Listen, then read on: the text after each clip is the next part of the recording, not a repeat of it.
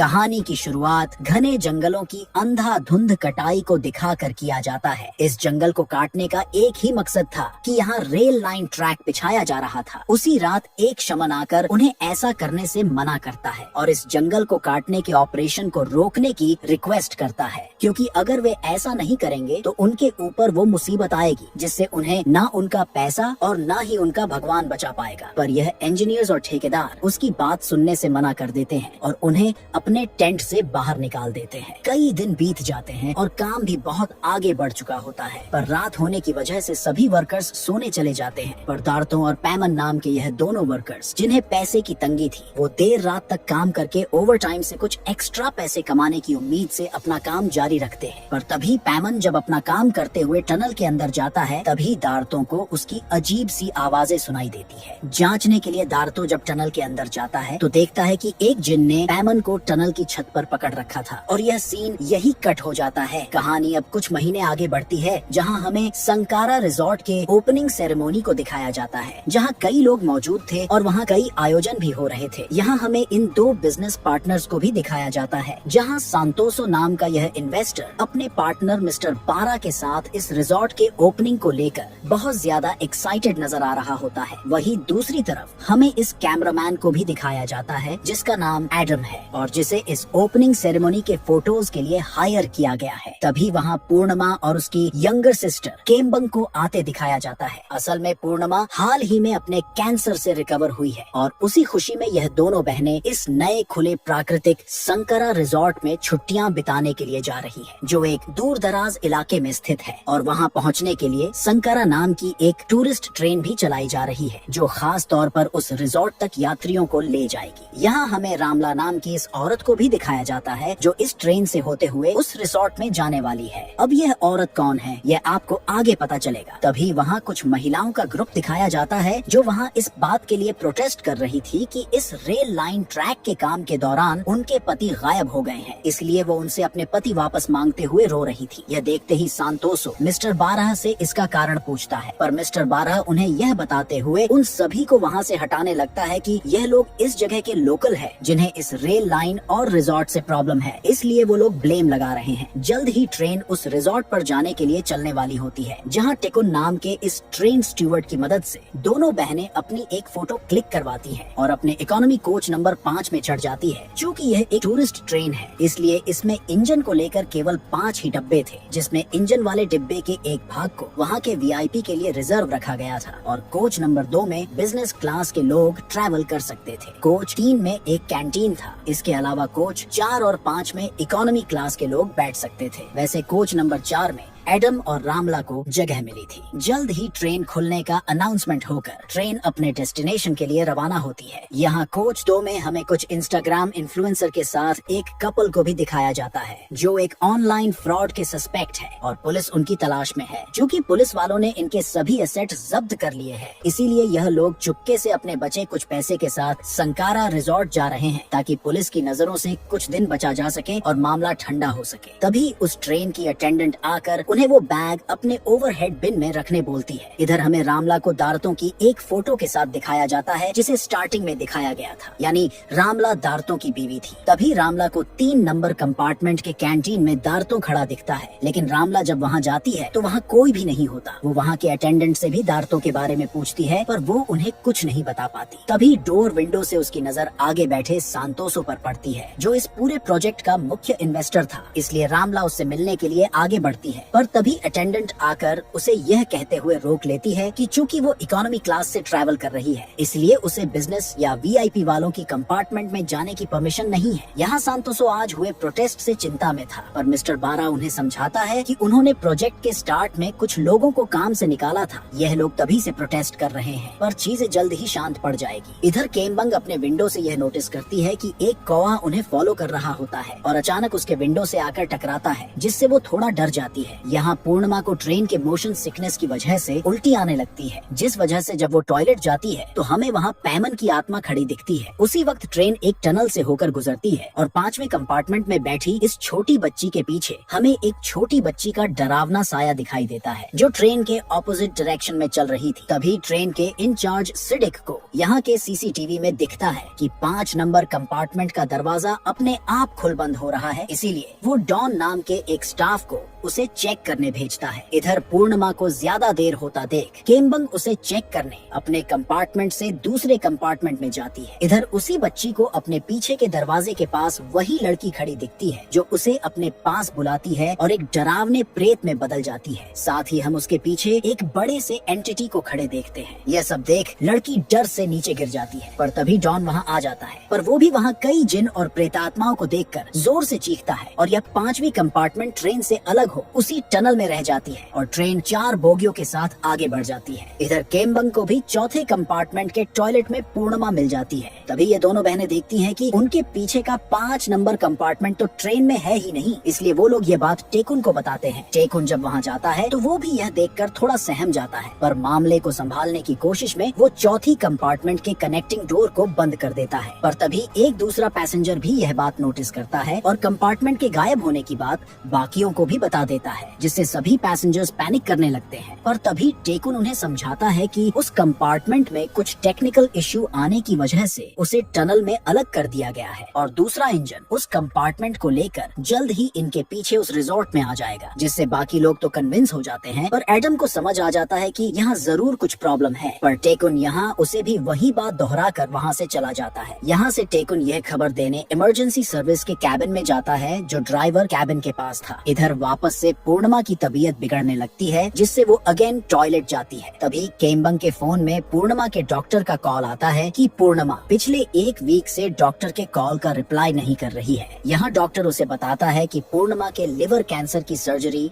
Fail हो गई थी और उसे वापस से एक बॉडी चेकअप की जरूरत है। यानी पूर्णिमा ने अपने हेल्थ के बारे में उसकी बहन से भी झूठ बोला था, पर तभी नेटवर्क की वजह से कॉल डिस्कनेक्ट हो जाता है। यहाँ पूर्णिमा के आने पर उससे पता चलता है कि वो जानती है कि कैंसर उसके पूरे बॉडी में स्प्रेड हो रहा है और उसका बच पाना मुमकिन नहीं है, इसीलिए वो अपने आखिरी कुछ दिन अस्पताल में नहीं बिताना चाहती। यह सब बातें सुनकर केम्बंग बुरी तरह टूट जाती है, क्योंकि उनके पिता और इनके बीच रिश्ते अच्छे नहीं हैं और अगर उसकी बड़ी बहन को कुछ हो गया तो वो इस दुनिया में अकेली रह जाएगी। इधर इलेक्ट्रिकल पैनल को देखकर टेकुन के होश उड़ जाते हैं, क्योंकि किसी अनजाने कारण से वो बुरी तरह से डैमेज हो चुका था। तभी टेकुन को ड्राइवर के कैबिन और अपने पीछे कई वर्कर्स की प्रेतात्माएं दिखाई देती हैं, जिससे वो काफी डर जाता है। तभी वहाँ सिडिक भी आ जाता है, जो उसे बताता है कि उनका कांटेक्ट करने वाला रेडियो भी खराब हो चुका है, जिस वजह से वो अब कंट्रोल सेंटर को कांटेक्ट नहीं कर पाएंगे। यहाँ टेकुन बताता है कि 5वीं कंपार्टमेंट डिटैच्ड होकर मिसिंग हो गई है, इसलिए उन्हें हर हाल में इमरजेंसी टीम को इन्फॉर्म करना ही होगा। यहाँ ये लोग देखते हैं कि 5 नंबर डिब्बा गायब था। यहाँ सिडिक उसे इस बात को फिलहाल मिस्टर सांतोसो से छुपाने बोलता है और इसका पीछे का कारण पता करने बोलकर टेकुन को चौथे कंपार्टमेंट के पैसेंजर्स को संभालने भेज देता है। इधर टेकुन खुद को संभालते हुए पूर्णिमा और केम्बंग को बताता है कि उसने कंट्रोल सेंटर से पता कर लिया है, वो 5वीं कंपार्टमेंट किसी टेक्निकल कारण से उस टनल में रह गई है, जिसे जल्द ही रिजॉर्ट वापस लाने की तैयारी चल रही है। इसके अलावा दोनों बहनों को चौथे कंपार्टमेंट में जगह देने के साथ कुछ बोनस पॉइंट्स भी दिए जाएंगे, जिसका इस्तेमाल वो अपने नेक्स्ट ट्रिप में कर सकते हैं, जिससे यह दोनों बहनें खुश हो जाती हैं। पर रामला को भी समझ आ गया था कि यहाँ कुछ प्रॉब्लम तो जरूर थी, पर तभी उसी वक्त ट्रेन वापस से एक और टनल में इंटर करती है। इधर चौथे नंबर कंपार्टमेंट में जब सब एंजॉय कर रहे होते हैं, तभी एक एक करके वहाँ मौजूद कई पैसेंजर्स पोजेस्ड होने लगते हैं और बाकी लोगों को बोलते हैं कि तुम इंसान लालची हो, तुम सभी मरोगे, तुम्हारी सजा तुम लोगों के पास आ रही है। इतना कहते हुए ये सभी अजीब अजीब तरह की हरकतें करने लगते हैं, जिसे देख एडम भी उनकी फोटोज लेने लगता है। फोटोज लेते हुए एडम की नजर जब ऊपर की तरफ जाती है तो वो देखता है कि एक जिन्न उस ट्रेन की छत से चिपकी हुई थी और धीरे धीरे उसकी ओर ही बढ़ रही थी। जल्द ही वो जिन्न एडम के ठीक ऊपर आ जाती है और देखते ही देखते एडम के साथ वहाँ मौजूद सभी को मार डालने लगती है। यहाँ केम्बंग बाहर से खड़े होकर ये सब देख रही होती है, पर तभी टनल के खत्म होने से पहले ही वो कंपार्टमेंट भी बाकी के कंपार्टमेंट से अलग हो जाता है और उस टनल के अंधेरे में गायब हो जाता है, जिसे देखकर केम्बंग जोर से चीख उठती है। यहाँ सभी लोग यह देखकर हैरान रह जाते हैं कि 4 नंबर कंपार्टमेंट भी अब डिटैच्ड हो चुका था।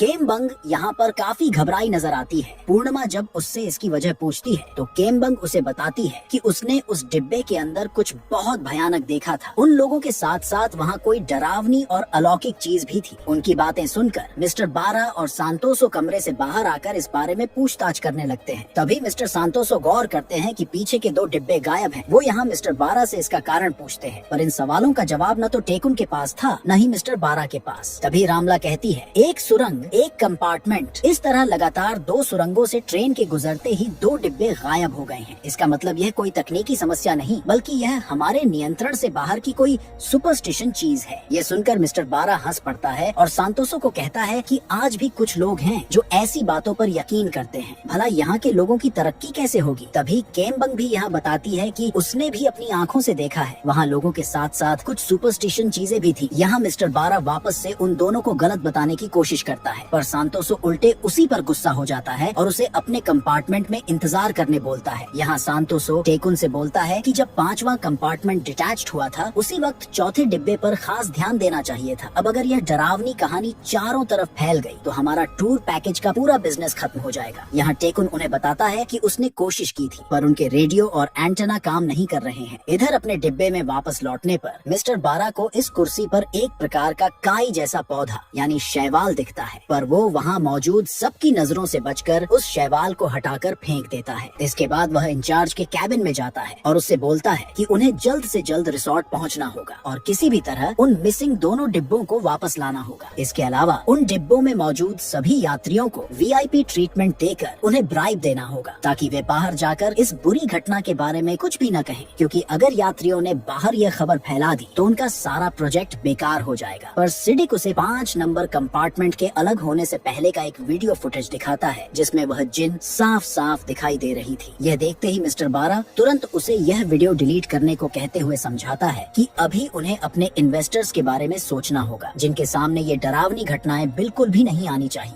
इसलिए सिडिक जल्दी से सांतोसो के पास जाकर उन्हें VIP कैबिन में वापस चलने को कहता है, लेकिन सांतोसो यहाँ मौजूद बाकी लोगों को भी जल्द से जल्द बिजनेस क्लास में शिफ्ट करने को कहता है। इसलिए पूर्णिमा और केम्बंग टेकुन के साथ वहाँ से 2 नंबर कंपार्टमेंट में चले जाते हैं। दूसरी तरफ रामला मिस्टर सांतोसो से बात करते हुए अपने पति की फोटो दिखाती है और बताती है कि रेल लाइन पर काम करते हुए उसका पति गायब हो गया था और आज तक वापस नहीं लौटा। वह इसी बारे में जानना चाहती थी, पर मिस्टर सांतोसो को भी इसके बारे में कुछ नहीं पता था, इसलिए रामला बात आगे नहीं बढ़ाती। वैसे इधर बिजनेस क्लास वाले कंपार्टमेंट में केवल एक सीट ही खाली थी जिसमें केम्बंग को बैठा दिया जाता है। इसी दौरान रामला भी वहाँ पहुँच जाती है, पर तभी पूर्णिमा की तबीयत फिर बिगड़ जाती है और वह वॉशरूम चली जाती है। उसी समय बिजनेस क्लास की ब्लॉगर लड़कियाँ टेकुन को डांटती हैं क्योंकि उन्हें लगता है कि केम्बंग और रामला के कारण उनके कंपार्टमेंट से दुर्गंध आ रही है, इसलिए वो लोग वहाँ से निकल तीसरी कंपार्टमेंट यानी कैंटीन में चली जाती है। दूसरी तरफ ट्रेन फिर से एक टनल में प्रवेश कर जाती है। इधर ब्लॉगर लड़कियाँ VIP सेक्शन में बैठकर खाना खा रही होती है कि तभी उन्हें कैंटीन के दूसरे हिस्से में एक लड़की की चीख सुनाई देती है। मिस्टर सांतोसो और अन्य क्रू जब वहाँ पहुँचते हैं तो उन्हें दरवाजे के पास एक भयानक क्रीचर बैठा हुआ दिखता है। यहाँ सांतोसो वहाँ मौजूद लड़कियों को 2 नंबर कंपार्टमेंट में जाने को कहते हैं, पर अचानक सभी अपनी जगह पर जड़ हो जाती है जैसे उन्हें किसी ने पैरों से पकड़ कर रखा हो। तभी उनके चारों तरफ इंसान और प्रेत जैसे मिक्स दिखने वाले जीव भर जाते हैं जो उन सबको ही घूरे जा रहे थे। उन्हें यहाँ समझ आ जाता है कि यह सभी आसपास के जंगल के डीमन और प्रेत आत्माएं हैं। फिर भी वे छुपते छुपते बिना कोई आवाज किए वहाँ से बच निकलने की कोशिश करते हैं, पर माया नाम की यह लड़की उन्हें यहाँ से जाने कहती है, जिस वजह से सारे क्रीचर उसकी ओर बढ़ते हैं। डर के मारे वह छुरी उठाकर चेतावनी देती है। तभी उसमें से कोई एक हंसकर इशारा करता है और वह लड़की खुद ही अपने गले पर छुरी चला लेती है। अब इससे पहले कि कोई वहाँ से भाग पाने में सफल हो पाता, उससे पहले ही वहाँ वही जिन आकर सभी पर हमला कर देती है और एक एक करके सबको मारने लगती है। वो जिन बेहद बेरहमी से मिस्टर सांतोसो की भी हत्या कर देती है। जिस दृश्य को पूर्णिमा अपनी आंखों से देख रही होती है, वह जल्दी से टेकुन को बुलाती है ताकि बाकी लोगों की मदद की जा सके, लेकिन वे लोग उस दरवाजे को खोल ही नहीं पाते। इधर वो जिन एक एक करके सबको मारने लगती है। तभी अचानक ट्रेन का वो कंपार्टमेंट भी बाकी बचे ट्रेन से अलग हो जाता है और ट्रेन सुरंग से बाहर निकल आती है। वैसे इस घटना के आंखों देखा गवाह पूर्णिमा, टेकुन, केम्बंग और रामला थे। बाकी यात्रियों ने सिर्फ इतना देखा था कि एक कंपार्टमेंट फिर से अलग हो गई है, इसलिए इस कंपार्टमेंट के अंदर आते ही टेकुन पर सवालों की बौछार होने लगती है। तभी वहाँ बारा और सिडिक भी आ पहुँचते हैं, जो पहले से ही इस पूरी घटना की योजना बना चुके थे। सांतोसो की मौत के बाद उनके लिए अपनी साजिश पर अमल करना आसान हो गया था, इसलिए वे इस हादसे का दोष इन्हीं चारों पर डाल देते हैं। यहाँ के बचे पैसेंजर्स को यह यकीन दिला दिया जाता है कि ये 4 लोग ट्रेन को हाईजैक करना चाहते हैं और उनके पैसे लूटना चाहते हैं। इनका पूरा गिरोह है जो एक एक करके टनल में कंपार्टमेंट्स को डिटैच्ड कर रही है। कंपार्टमेंट में बैठे अमीर यात्री जो पहले ही गरीबों को नापसंद करते थे और पैनिक हालत में थे, वो तुरंत इन्हें दोषी मान लेते हैं। इसी बीच क्रिस नाम का एक युवक जो अपनी गर्लफ्रेंड और पैसों से भरे बैग के साथ मौजूद था, बैग अपने पास रखकर वाइन की बोतल तोड़ इन चारों को डराने लगता है। इस अफरा तफरी का फायदा उठाकर मिस्टर बारा दूसरे डिब्बे में चला जाता है। तभी रामला देखती है कि ट्रेन एक और सुरंग में प्रवेश करने वाली है और अब की बार इसी कंपार्टमेंट का नंबर था, इसलिए वो सबको चेतावनी देती है कि सभी तुरंत अगले डिब्बे में चले जाएं, वरना सब मारे जा सकते हैं। लेकिन क्रिस मानने से इनकार कर देता है और उल्टा पूर्णिमा को घायल कर देता है। इसलिए मजबूर होकर टेकुन भी क्रिस पर हमला करता है, लेकिन इससे पहले कि क्रिस उसे लगभग मार ही देता, पूर्णिमा बीच में आ जाती है। क्रिस की गर्लफ्रेंड भी पूर्णिमा को पकड़ लेती है, इसलिए केम्बंग पीछे से उसकी गर्दन दबोच लेती है। पर तभी टूटे बोतल का टुकड़ा जमीन पर गिरता है, जिसे पूर्णिमा तेजी से उठा लेती है। पर तभी क्रिस उस पर हमला करता है और आत्मरक्षा में क्रिस की मौत पूर्णिमा के हाथों हो जाती है। यह देखकर यात्री घबरा जाते हैं और उन्हें हत्यारा मान लेते हैं। इसी बीच सिडिक भी अगले डिब्बे में निकल जाता है। इधर पूर्णिमा डर दिखाकर केम्बंग को छुड़ाती है और अगले डिब्बे में ले जाने के लिए टेकुन की मदद से दरवाजे का ग्लास तोड़ सभी लड़कियां अंदर आ जाती है। यहाँ टेकुन वापस से सभी को यहाँ हो रहे घटनाओं को समझाने की कोशिश करता है, पर वहाँ मौजूद लोग उसे ही पकड़कर मारने लगते हैं और तभी ट्रेन एक बार फिर एक नए सुरंग में प्रवेश करती है। इधर सभी लोग टेकुन को पीटने में व्यस्त होते हैं, पर तभी कंपार्टमेंट के भीतर से एक भयानक आवाज गूंजती है और उन सभी को कंपार्टमेंट के बीचों बीच वह जिन हवा में तैरती नजर आती है। उसके इस डरावने रूप को देखकर वहाँ मौजूद सभी लोग मानो सन्न रह गए थे। कोई समझ ही नहीं पा रहा था कि आगे क्या किया जाए। इसी अफरा तफरी का फायदा उठाकर टेकुन तेजी से दूसरी ओर निकल जाता है। उधर वह जिन एक एक करके कंपार्टमेंट में मौजूद सभी लोगों पर हमला करना शुरू कर देती है। उसकी खौफनाक हत्या की इस लीला को देखकर लोग डर से कांपने लगते हैं। उसका सामना करना किसी के बस की बात नहीं थी। ये सब देखते हुए पूर्णिमा और उनके साथी आगे वाले डिब्बे के दरवाजे को पीटने लगते हैं और अंदर जाने की विनती करते हैं। आखिरकार सिडिक को उन पर दया आ जाती है और वह दरवाजा खोल देता है और इस बार सुरंग खत्म होते ही ट्रेन से एक और कंपार्टमेंट अलग होकर मिसिंग हो चुकी थी। टेकुन यहाँ बाकी लोगों से रिक्वेस्ट करता है कि ट्रेन को तुरंत रोका जाए, क्योंकि अब सिर्फ एक आखिरी सुरंग और बची थी और अगर अगला कंपार्टमेंट भी उसमें प्रवेश कर गया तो सबकी मौत तय थी। इस पर मिस्टर बारा सिडिक से ड्राइवर के कैबिन की चाबी लेते हुए कहते हैं कि वे ड्राइवर से जाकर ट्रेन रुकवाएंगे, लेकिन मिस्टर बारा की योजना बिल्कुल अलग थी। वह ड्राइवर से कहता है कि ट्रेन की स्पीड बढ़ा दे ताकि जल्दी से सुरंग पार कर रिसोर्ट पहुंचा जा सके। ड्राइवर थोड़ा हिचकिचाता है, लेकिन चूंकि मिस्टर बारा उसका बॉस था, इसलिए वह उसकी बात मान लेता है। ट्रेन की स्पीड बढ़ते ही सबको समझ आ जाता है कि ट्रेन अब रुकने वाली नहीं है, इसलिए मजबूर होकर टेकुन एक बार फिर दरवाजा तोड़ता है और उसे दूसरी तरफ से खोल देता है। इसके बाद टेकुन और सिडिक ड्राइवर के कैबिन में पहुंचकर ट्रेन को रोकने लगते हैं, जिस वजह से मिस्टर बारा और उनके बीच हाथापाई होने लगती है। इसी बीच मिस्टर बारा टेकुन को जोरदार लात मारता है, जिससे टेकुन सीधा ट्रेन से बाहर गिरता है और टकराकर उसका सिर धड़ से अलग हो जाता है। यह दृश्य देखकर पूर्णिमा चीख उठती है। इसी बीच मौका पाकर ड्राइवर ट्रेन रोक देता है, जिस वजह से ट्रेन बिल्कुल सुरंग के मुहाने पर आकर थम जाती है। इस पूरी घटना के बाद कोई भी अब मिस्टर बारा पर भरोसा नहीं करता और लोग उसे बांध देते हैं। तभी पूर्णिमा इन इन्वेस्टर्स को भी बताती है कि कैसे एक शैतानी प्रेतात्मा एक एक करके हर कंपार्टमेंट में हमला कर रही है और सभी को मार रही है। यह सुनने के बाद अब सबकी मुख्य चिंता यह थी कि ट्रेन के बिना रिसोर्ट तक कैसे पहुंचा जाए, क्योंकि उन्हें ऐसा लगता था कि अगर किसी तरह वो सभी रिसोर्ट पहुंच जाए तो शायद सबकी जान बच सकती है। तभी रामला अपने पतिदार्तों की तस्वीर दिखाकर मिस्टर बारा से पूछती है कि क्या वह उसे पहचानता है। मिस्टर बारा तुरंत इनकार कर देता है। इस पर रामला वहाँ मौजूद सबको बताती है कि दार्तो और पैमन जैसे कई कर्मचारी इस रेल लाइन के निर्माण के दौरान लापता हो गए थे, जिसके बारे में मिस्टर सांतोसो को भी कोई जानकारी नहीं थी। शायद बाकी इन्वेस्टर्स को भी इसका पता नहीं था, पर मिस्टर बारा को पहले से पता था कि इस रेल लाइन के रूट में कुछ सुपरस्टिशन चीजें हैं, जिस वजह से यहाँ दार्तों जैसे कई वर्कर्स ने अपनी जान गंवाई। पर अपने लालच के वजह से वो चुप रहा और लोगों को मरते हुए देखता रहा। यहाँ सिडिक भी आगे आकर मिस्टर 12 की सच्चाई लोगों के सामने ले आता है। इसके बाद हमें अतीत की एक घटना दिखाई देती है। योजना के अनुसार रेल लाइन को जंगल के बाहर से होकर चारों तरफ से घूमते हुए रिसोर्ट तक ले जाया जाना था, लेकिन निर्माण लागत बचाने के लिए मिस्टर 12 चाहता था कि लाइन सीधे जंगल के बीच से निकाली जाए। चूँकि अंदर कई पहाड़ और चट्टाने थी, इसलिए वह सुरंग बनाने की भी योजना कर रहा था, ताकि इस बहाने मिस्टर सांतोसो से अधिक पैसा लिया जा सके और वो उसे हड़प सके। मिस्टर 12 ने वहाँ मौजूद लोगों को इस पैसे का हिस्सा देने का लालच भी दिया था, पर उस समय शमन का कार्यभार संभाल रहे वहाँ के लोकल व्यक्ति रहमत ने इस प्रस्ताव को ठुकरा दिया, क्योंकि वह इस जंगल का इतिहास जानता था। यह कोई साधारण शैतान का इलाका नहीं था, बल्कि एक ऐसे जिन का निवास स्थान था जिसे अगर नाराज कर दिया जाए तो उसके बाद किसी पूजा, बलि या किसी भी तरह के त्याग से उसे शांत नहीं किया जा सकता था, और उसके बाद किसी की भी जान नहीं बचेगी। और चूंकि यह सारा जंगल उसका घर था, इसलिए इसमें छेड़छाड़ करना बिल्कुल भी ठीक नहीं था। लेकिन उस दिन रहमत की बात किसी ने नहीं मानी और उन्होंने उस जंगल और पहाड़ों को काट कर रेल लाइन बिछाया था, यानी एक बड़ी गलती हो चुकी थी। इसलिए अब सभी पैदल उस रिजॉर्ट तक जाने के लिए एक एक करके ट्रेन से उतरने लगते हैं। और इधर अंदर मिस्टर 12 बंधा हुआ था, पर बाहर आकर लोग समझ नहीं पा रहे थे कि इस अंधेरे में किस दिशा में जाए। वे सोच ही रहे थे कि तभी सुरंग के भीतर से उड़ती हुई वही जिन बाहर निकल आती है। उधर अंदर हम मिस्टर 12 को देखते हैं, जिसके साथ एक और महिला मौजूद थी। अचानक उसका व्यवहार अजीब हो जाता है और वह जिन की आवाज में बोलने लगती है, क्या तुम्हें इस रेल लाइन के लिए कोई और रास्ता नहीं मिला? मेरे घर को ही क्यों उजाड़ना पड़ा? इतना कहते हुए वो राक्षसी अपने असली रूप में आ जाती है और अचानक मिस्टर 12 के सामने आ खड़ी होती है। यहाँ वो उसके सिर पर हाथ रखती है और उसे बेहद निर्ममता से मार डालती है। उधर जंगल के रास्ते से सभी आगे बढ़ रहे होते हैं, तभी सिडिक उनसे अलग हो जाता है। वह डरते डरते आगे बढ़ रहा होता है कि एक पेड़ के पास उसे एक जिन दिखाई देती है। घबराकर वह आंखें बंद कर दूसरी तरफ से निकलने की कोशिश करता है, लेकिन वहाँ भी प्रेतात्माएं खड़ी होती हैं, जो उसे पकड़ लेती है। इधर पूर्णिमा के साथ अब सिर्फ 3 लोग बचे थे। आगे बढ़ते बढ़ते अचानक रामला नोटिस करती है कि उनके साथ चल रही चौथी महिला अब कहीं नजर नहीं आ रही। वह उसे ढूंढने जाना चाहती है, लेकिन पूर्णिमा और केमबंग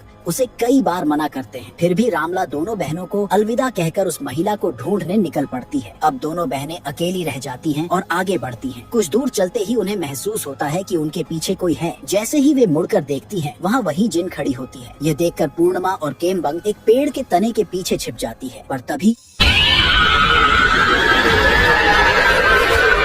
वो जिन अचानक से उसके सामने आ जाती है और पूर्णिमा को अपने वश में कर लेती है। इसके बाद हम देखते हैं कि पेड़ों की जड़ें धीरे धीरे रेलवे ट्रैक को लपेट रही हैं और यहाँ जिस लोगों को हमने देखा था, वे सभी एक एक करके पेड़ों में बदल रहे थे। लेकिन जब पूर्णिमा को पेड़ में बदलने की बारी आती है, तो किसी कारणवश उस जिन की शक्ति उसे पेड़ में बदल नहीं पाती। जब उसकी बेहोशी टूटती है, तो वो अपने सामने केमबंग को देखती है, जो खुद धीरे धीरे एक पेड़ में बदल रही थी। अपनी बहन को इस हालत में देखकर पूर्णिमा पूरी तरह टूट जाती है, लेकिन कुछ कर पाने में असमर्थ होती है। न वह खुद पेड़ में बदल रही थी, न केमबंग के साथ ऐसा होने से रोक पा रही थी। आखिरकार वह पेड़ों की जड़ों से खुद को छुड़ाकर केमबंग की ओर भागती है, लेकिन तब तक केमबंग पूरी तरह एक पेड़ में बदल चुकी होती है। पूर्णिमा चीखते हुए रोने लगती है और अपनी बहन को बचाने के लिए गिड़गिड़ाती है। तभी वह जिन उसके सामने आ जाती है और मुस्कुराने लगती है। पूर्णिमा उससे विनती करती है कि वह उसे ले जाए, लेकिन उसकी बहन को छोड़ दे, मगर वह जिन उसकी कोई बात नहीं सुनती और वहीं से गायब हो जाती है। अब सवाल यह उठता है कि सिर्फ पूर्णिमा को जिंदा क्यों छोड़ दिया गया था? इसका जवाब हमें 6 महीने बाद के एक दृश्य में मिलता है, जहाँ 6 महीने बाद पूर्णिमा रहमत के साथ उसी जगह पर लौटती है। अब वहाँ न कोई रेलवे ट्रैक था और न ही कोई सुरंग। पूरा इलाका पत्थरों और पेड़ों में तब्दील हो चुका था। रहमत बताता है कि जिन्हों की दुनिया हमारी दुनिया के साथ ही मौजूद रहती है। यही वजह है कि जंगल या सुनसान जगहों पर, जहाँ आम तौर पर लोग नहीं जाते, यह जिन अपना बसेरा बनाते हैं। यह इलाका भी ऐसे ही एक खतरनाक जिन्न की बस्ती थी, जहाँ रहती थी राटो जिन। इसी जिन के बस्ती को नष्ट करने की कोशिश 12 ने की थी। अगर वे सिर्फ 12 को मार देती